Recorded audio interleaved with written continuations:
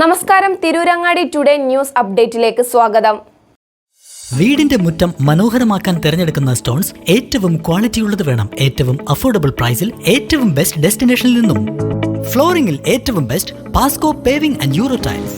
നിർമ്മാണത്തിലെ സമാനതകളില്ലാത്ത ക്വാളിറ്റി, വിദഗ്ധരായ തൊഴിലാളികളും ഇൻസ്റ്റലേഷനിലെ കൃത്യതയും, കുറഞ്ഞ ചെലവിൽ വീട് നിർമ്മിക്കാൻ ആവശ്യമായ ലോക്ക് ബ്രിക്സിന്റെയും ഹോളോ ബ്രിക്സ്, AAC ബ്ലോക്സ്, ജാളികൾ എന്നിവയുടെയും ഗംഭീര കളക്ഷൻ. ഇതെല്ലാം ഇത്രയും വിലക്കുറവിൽ.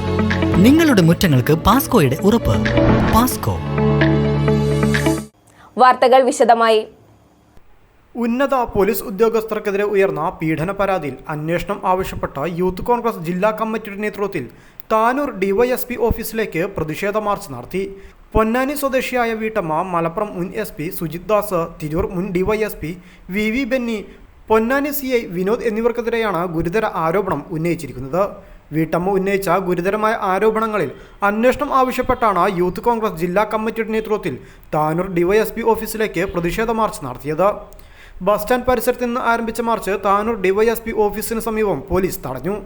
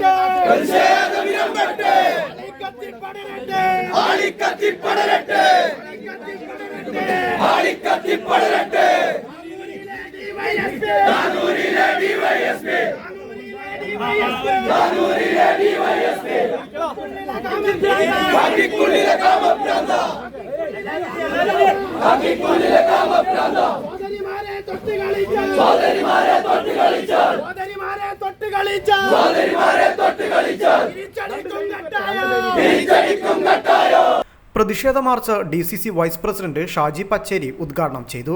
പോലീസ് സേനയ്ക്കുള്ളിൽ ക്രിമിനൽ സംഘം സഞ്ചരിക്കുന്ന കാലഘട്ടമാണിത്. ഇങ്ങനെയൊരു കാലഘട്ടത്തിലൂടെ കേരളം ഇതുവരെ മുന്നോട്ട് പോയിട്ടില്ല. എല്ലാത്തരം ക്രിമിനൽ സംഘങ്ങളുമുള്ള ഒരു സേനയായി പോലീസ് സേന മാറിയെന്ന് അദ്ദേഹം പറഞ്ഞു. ഉണ്ടാവുന്ന അനുഭവത്തെക്കുറിച്ച്, സ്ത്രീകൾ അനുഭവിക്കുന്ന പ്രയാസത്തെക്കുറിച്ചാണ് ഇന്ന് നമ്മൾ രാവിലെ വെളിപ്പെടുത്തലുമായിട്ട് നമ്മൾ അറിയുന്നത്.